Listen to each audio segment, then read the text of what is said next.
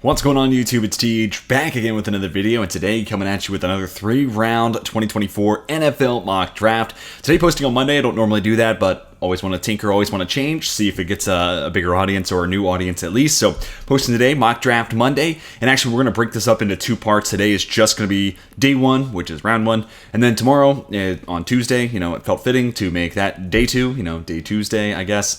Maybe it's a little too on the nose, but in tomorrow's video, we will finish off this 3-round mock draft, giving you round 2 and round 3 with some trades sprinkled in there. So just want to try something different. It's basically what we did through all the draft cycle last year. I had a video for each round. Today we're just breaking up day 1 and day 2. So let me get some feedback. Let me get some thoughts. Do you want one big video, or do you kind of like it broken up a little bit? Does it give you a little bit of time to kind of rest, reset, and then come back for the next video? Love to have your thoughts down below in the comment section. If you don't care, that's also cool to know too. But most importantly, let me know what you think about the mock, and let me know who your favorite team is, as well as who you think they should go with in the NFL draft. Did you like the haul I gave your squad? Anyways, let's jump right into it, starting with Chicago Bears. We won't deliberate on a whole lot here. It's going to be Caleb Williams, and now that Justin Fields has officially been traded to the Pittsburgh Steelers, I think you're going to start seeing Chicago Bears fans embrace a generational prospect.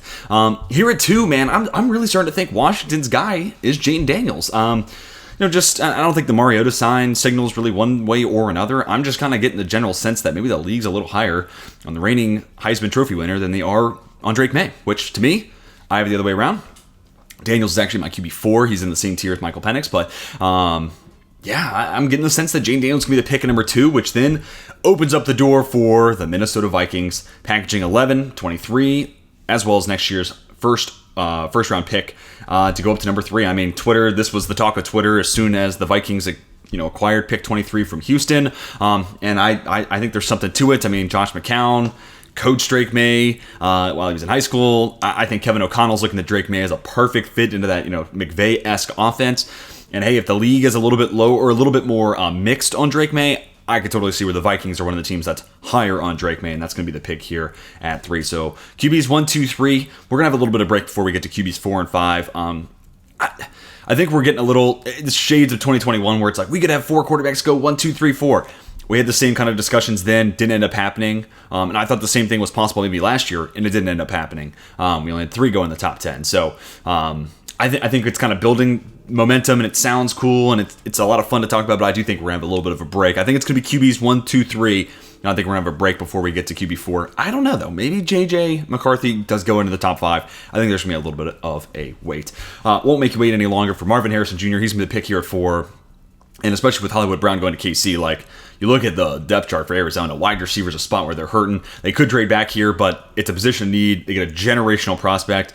And, depending, I don't know, I keep going back and forth. He might end up being the number 1 player on my big board, even though I do, I weigh QB very heavily into that, and position value in general, and QB is obviously the most important position. He's just that damn good, man. That would be a home run situation there for Arizona, and I think it makes everyone else in that roster just fall into a better spot. Just everyone by nudging down a spot just looks that much better on paper.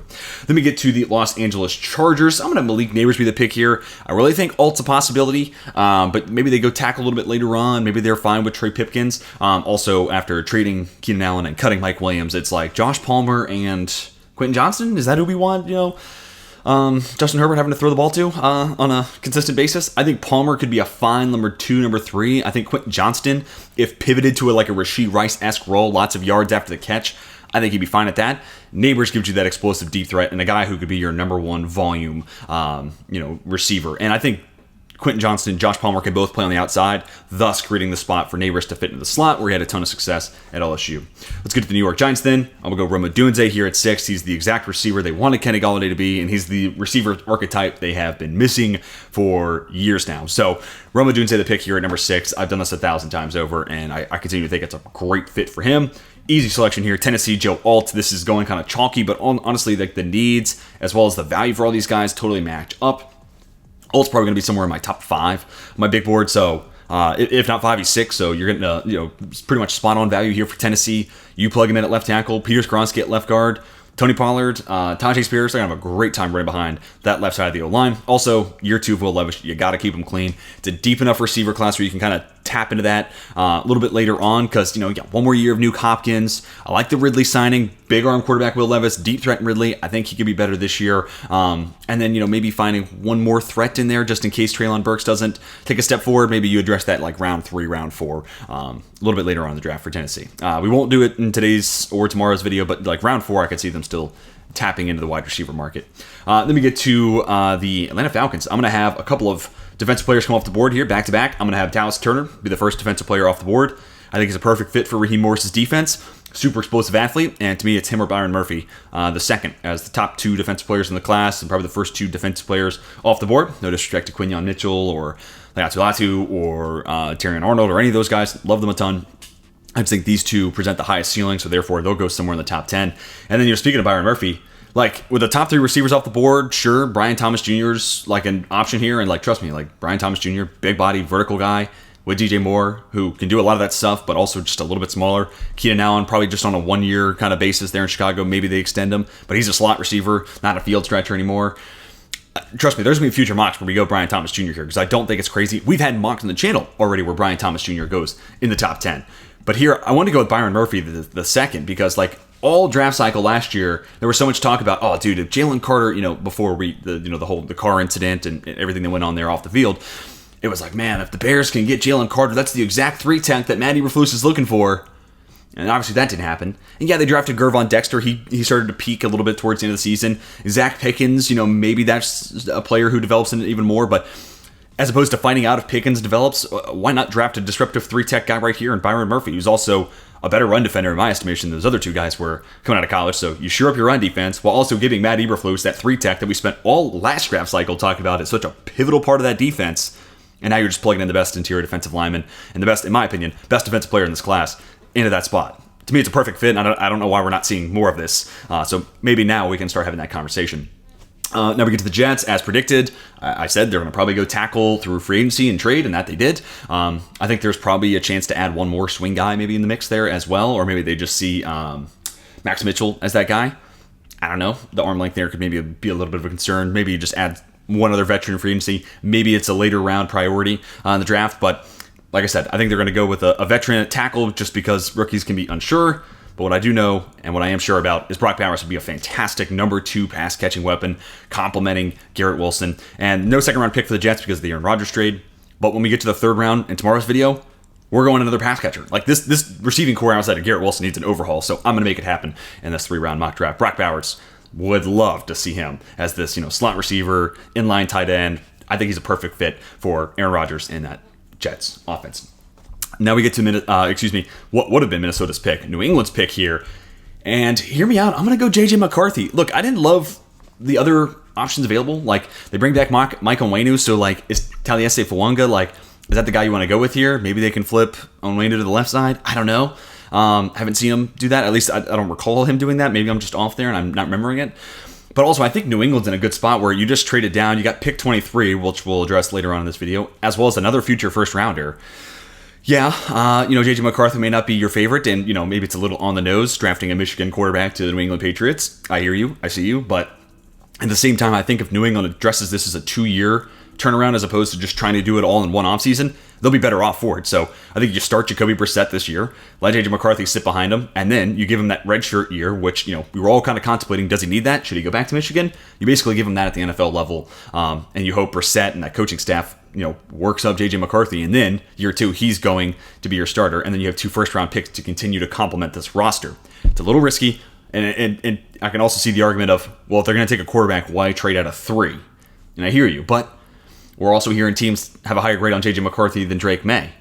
And if New England's one of those teams, why would you not play the board to your advantage, right? Like, think about any board game you play. Just because you want something doesn't mean there's not an angle in which you can maximize getting what you want while also screwing over everyone else you're playing with. And that's kind of what I think. If New England has a higher grade on J.J. McCarthy than they do Drake May, they're in a great spot to accumulate even more assets, still get a guy they like, and then have him basically take a redshirt year behind Jacoby Brissett, which Jacoby Brissett has said he's open to. So, Patriots fans, let me know. Do you like J.J. McCarthy? Would you mind drafting and stashing him?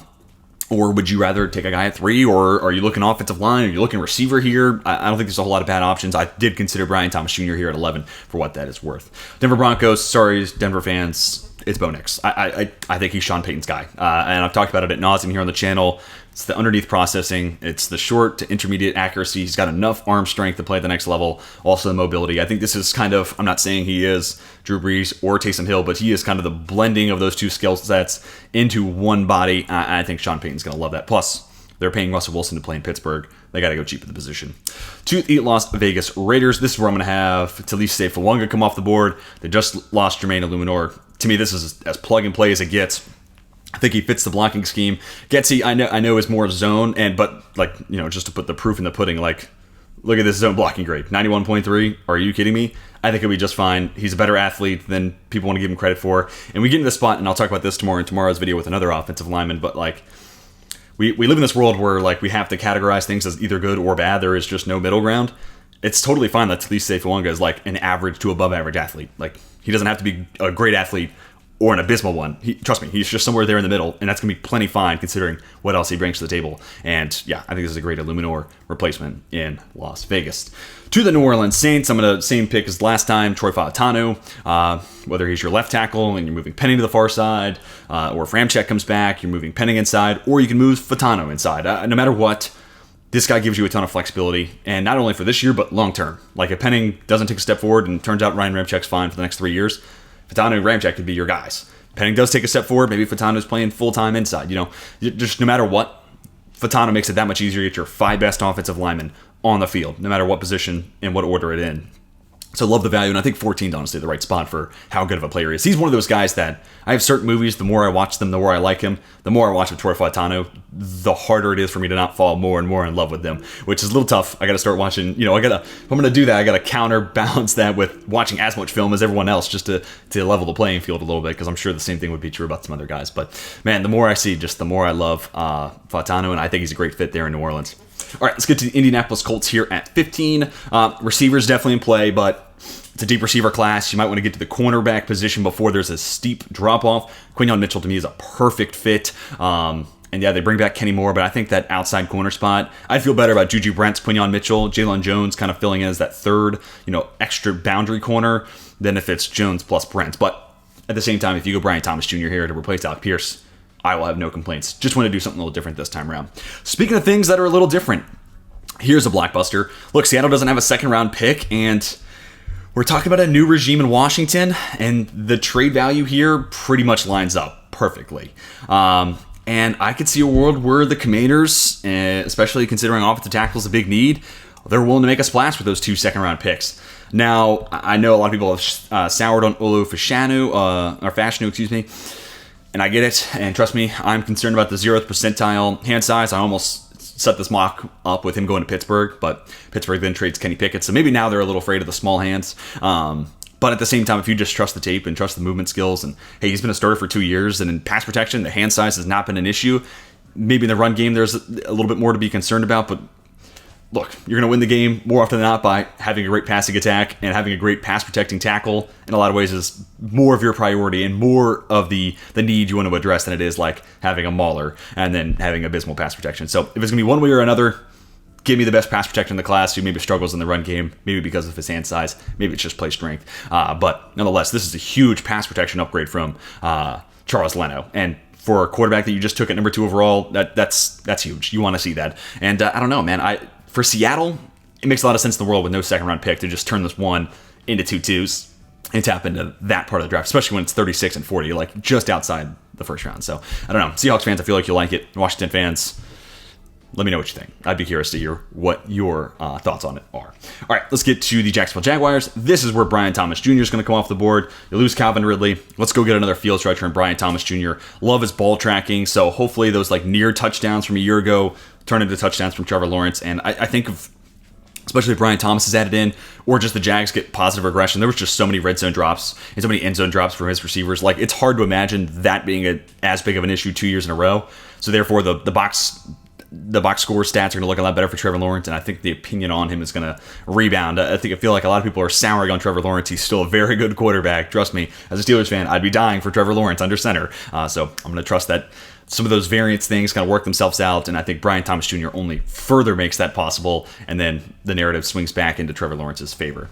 To the Cincinnati Bengals, another week of I'm making Amarius Mims the pick here. Just absolute two road raiders in the run game with Mims, as well as Orlando Brown Jr. Mims, I know he hasn't played a whole lot in college, but it's one of those things where sometimes you just got to trust the tape and trust the talent, and then hope that he stays on the field, and that's obviously a huge, it's a hope, not a plan, not something you can actually act on, but that being said, God doesn't build him 6'7", 340 moving like Amarius Mims. So sometimes you just got to take that chance. And then the upside here is like one of the best tackle tandems in the league, not only from a pass blocking standpoint, but also in the run game, making it that much more potent of a Cincy offense.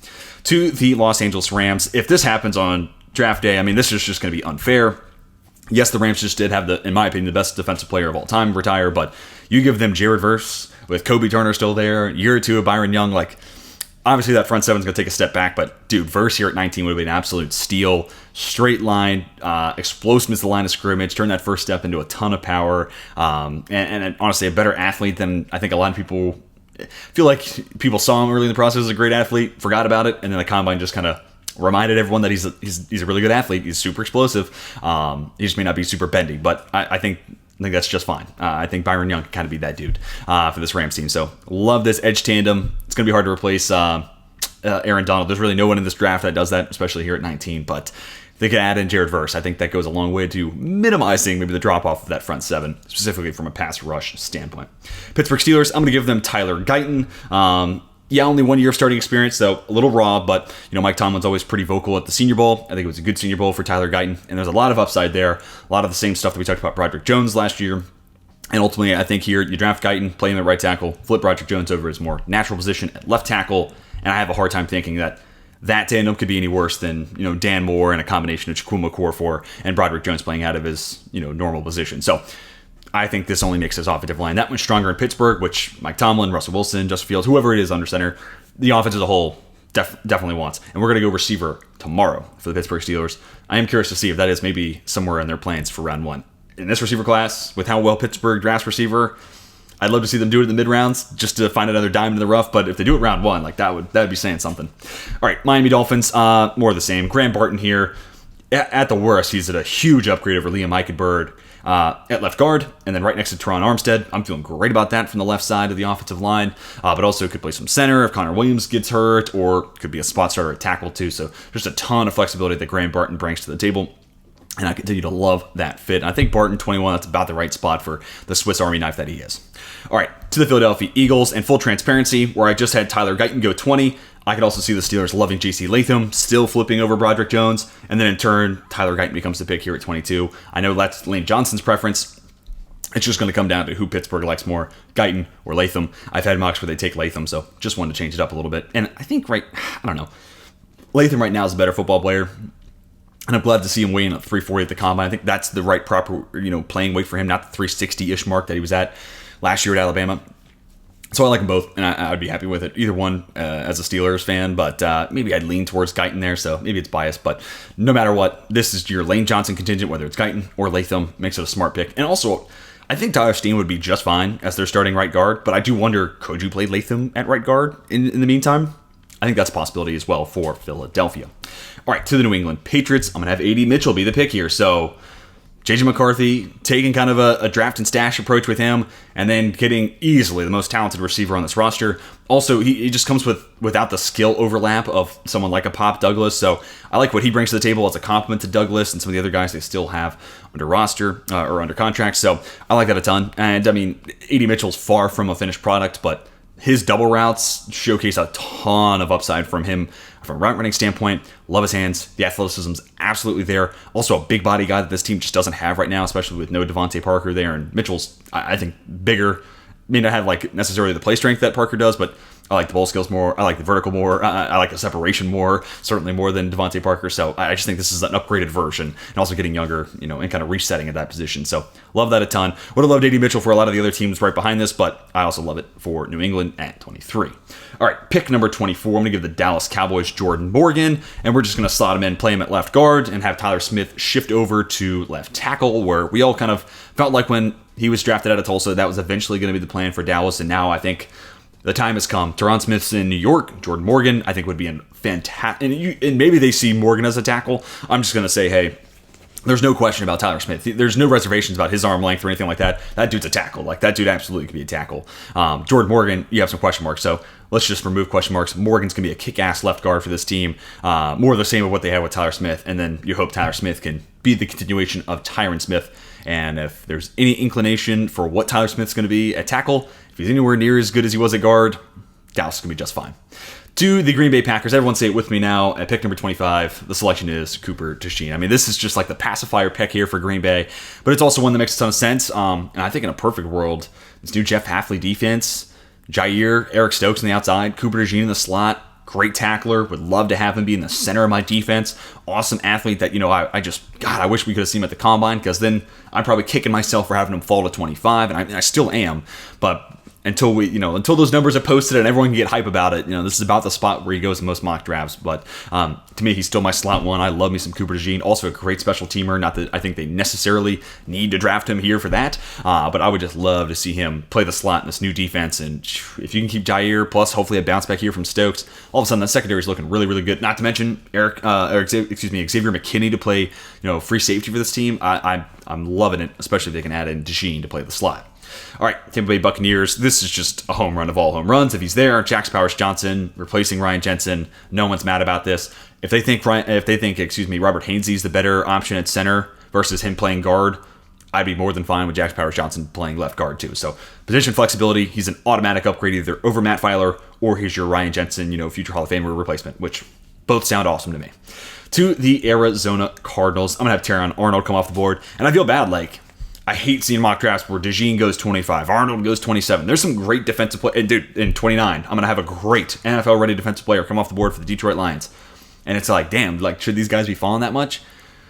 But this is as good, maybe the best offensive draft. I'll go further than that. This absolutely is the best offensive draft class that I've scouted since getting into this, into this space. So the 2017 draft, this is the best offensive draft class that I've seen, full sale. And of the 32 first-round picks, 20, 22, 24 of them easily could be offense. I had to really sit down and count it up, but 20 plus for sure. And because of that, there's going to be some really nice defensive value in the back half of the teens to the 20s to the late 20s and even, of course, into the second round. That's going to be the point here. In tomorrow's video, people who didn't check out this one are going to be like, what the hell? Why are these corners available? They're supposed to be in the first round. And hey, when there's a ton of offensive talent and teams need receivers, team needs tackle, and we've had a ton of tackles come off the board, they might just prioritize that, and because of that, these guys get pushed down the board. It's just like the QB argument we have, where the teams are hoping QBs go 1 through 5 if you're somewhere in the teens, because then good players are getting pushed down the board with it. Think about Rashawn Slater, Micah Parsons,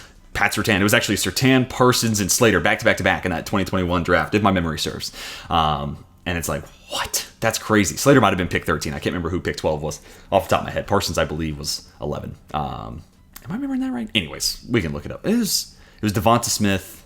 Anyways, let's not get carried away into that. But I think the same could be true this year. Defensive players just basically get pushed down the board because of how loaded this offensive class is. All of the benefit here of a team like Arizona. Terrion Arnold can play inside, can play out. You would love to see that addition to that Jonathan Gannon secondary. Buffalo Bills here at 28. Hey, man, I don't think I've seen this in a mock. And do I think Ricky Pearsall is necessarily better than Ladd McConkey? No, but is he a different receiver than what the Bills have? Yeah, I think with Curtis Samuel already there, with Khalil Shakir there, do the Bills need to draft Ladd McConkey? No, and actually Pearsall is the next receiver I have behind Ladd McConkey. It's kind of between him and Keon Coleman when I do my updated position rankings, but I'm happily going to be the guy that carry the Ricky Pearsall first round flag. If he goes back half the first round, won't see any complaints out of me. And with his ball tracking skills, his vertical, also sub-Devil's 3-cone at 6'6", that change of direction and that suddenness as a route runner, this is Gabe Davis plus, maybe a little bit shorter, but I think the vertical more than makes up with that. The ball tracking is fantastic, and again, a sharper route runner. May not be so much in the way of a great yards after the catch weapon, but the Bills really weren't using Gabe Davis for that either. So nothing lost, I think only value added by going Pearsall over Gabe Davis. And of course, you're getting cheaper at the position as well. To the Lions, as mentioned, they're getting an NFL-ready guy in Laiatu Latu. Yes, they signed Marcus Davenport, but you know what sounds better than Aiden Hutchinson, Marcus Davenport? Aiden Hutchinson, Marcus Davenport, and Laiatu Latu. And I'm going to say something similar at the start of tomorrow's video. Just because you addressed it doesn't mean you have to stop there. Load it up. Edge is a position where if you can go 4 deep, if you can copy the Philadelphia Eagles, you are absolutely putting yourself at a huge advantage, especially once you get into the fourth quarter. So, plus Marcus Davenport misses time all the time. So, like, counting on him being a starter is the same as counting on Emmanuel Mosley to be a starter. It's foolish. Like, they're both good players, but you can't count on that. And if you do, that's a mistake waiting to be made. That's a mistake waiting to happen. So, Laiatu Latu, yes, I know he's got his injury history, but, you know, if you're taking the shot on Davenport, I think you're more than comfortable taking the shot on Laiatu Latu. And also, it's Laiatu Latu at pick 29. We've seen him go as high as top 15 in mock drafts. So I think this is just a great value. He falls right in your lap. You don't have to move up to get him. And you're a team that's looking to win now. You just won the division. Go double down on that. You were just in the NFC Championship game. Furthermore, this could be that one extra piece on top of Aiden Hutchinson and Marcus Davenport to get you over the top. And also, it's back-to-back years of him staying healthy. That's more than we could say for Marcus Davenport. So I love this. If this happens, I think this is a sprint the card in situation for the Lions. It does come with some risk, but it also comes with a huge reward of Laiatu Latu plus Aiden Hutchinson. That's filthy. To the Baltimore Ravens, this is just such a perfect Ladd McConkey landing spot. He's got enough speed to be that deep threat, and as safeties creep into the box because you got to stop Derrick Henry, Lamar Jackson. Oh, Ladd McConkey in that low 4.4 speed gets behind you. But also just such a sharp route runner. The 3-cone 6.7 forward is pro day. Love the sound of that. This is their man beater because I don't think Rashad Bateman necessarily is developed in that guy. Zay Flowers I think would struggle with man press. Ladd McConkey, I think, is a sharp enough route runner to be their man coverage beater, and then have Zay Flowers kind of be off man coverage. He can get away from that. Zone coverage, he can be a nice player for that. And they're both deep threats, too. So, like, it does kind of feel similar, I guess, to the Zay Flowers selection, but with Lamar and with Derrick Henry, let's just add more and more speed. As defenses try to cheat up and stop the run and contain Lamar, let's have these explosive receivers get behind the defense. And again, I think Ladd McConkey's just, against man press, I feel the best about him versus, Bateman and someone like a Zay Flowers. Then we get to San Francisco, but this is actually going to be a trade. And look at that, Carolina's already there. Now I know, like, Carolina, it's like, hey, whoa, hey now. We just got that extra second-round pick. What are we spending all these extra assets for? But ultimately, I don't think it's too expensive to move up. And this is about what the trade chart has it as. Actually, I think it's a slight overpay, so let's just throw back pick 211. 68% chance of getting accepted. I won't even force the trade. It goes through, and then Carolina's going to start it off with another trade in tomorrow's video, not to give away too much, but I'm excited about the 3-round mock that I put together for the Panthers, and you just lost Brian Burns. Edge is already a position to you when you had Brian Burns. Chad Robinson's going to take some work, but man, could you get him there in a year or two? I'm not saying he's going to be Brian Burns, but if you coach him up from like a true pass rush standpoint, he's already got every athletic box you want to have checked. And I think he plays against the run pretty well for someone who's 250. He's a rocked up 250. So yeah, it's just teaching him how to be a more refined and polished pass rusher. And if you can do that, that's how you replace Brian Burns. Absolutely. So, and it's for, pick 101 and you get back somewhere in the 200s. Like, yes, you'd like to have pick 101 for sure, but if it means that you get Chop Robinson guaranteed as opposed to waiting to pick 39 where you might miss out, you might be settling for Adisa Isaac or someone else, I think it's worth the risk. And I like Adisa Isaac, and I like these other edge rushers, but Chop Robinson, unquestionably to me, higher ceiling, and that's what we're trying to chase here in the first round.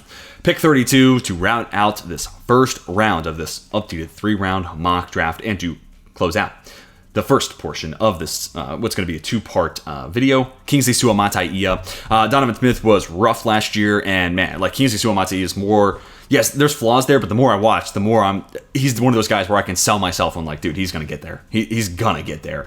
So I love the upside of Kingsley Suamataia. The only downside is like, will he be ready day one? Maybe not. So maybe there is a veteran tackle still out there, like a David Bakhtiari. I kind of thought Tyron Smith could be in play for Kansas City, but maybe Bakhtiari to Kansas City, and that buys you the time for Suamataia to develop over the course of a year. Maybe you start Wanya Morris. I don't love that. Maybe Suamataia is ready to go. Really, he just plays a little high, and other than that, like the movement skills are there. Love him in pass protection. Love the play strength. 6'8". Love the frame. Love, again, play strength there. Like I love a lot of what's there. It's just going to take the right 1 or 2 tweaks to make him a really high-level NFL player. And again, can't get much worse than what Donovan. I don't want to say that. Donovan Smith just wasn't great last year. So he was on a 1-year deal anyway, so looking to find that replacement. I like Kingsley Suamataia sneaking into the end of the first round. Well, guys, I've already scrolled through to show you the entire first round once more. Let me know what you think down below in the comments section. Who's your pick for first defensive player off the board? What do you think happens with Drake May? How far does he fall? Does he go number 2 overall instead? Do you think Minnesota's loading up for one quarterback in specific? Where does J.J. McCarthy go? That's always a fun question to ask. I have 1,000 things we could talk about down below in the comment section. I want to hear your thoughts on all of it. And of course, who's your favorite team? Did you like the picks I gave your squad in round 1? Again, this is just the first of 2 videos we're going to do for this updated mock. Tomorrow on Tuesday will be, round 2, round Tuesday. Let me know if that's too corny to say. But that's when we're going to have the second and third round portions of this updated mock draft. So be sure to come back tomorrow to see the second and third round continuation of this mock. But until then, my name is Teach, and we are signing off.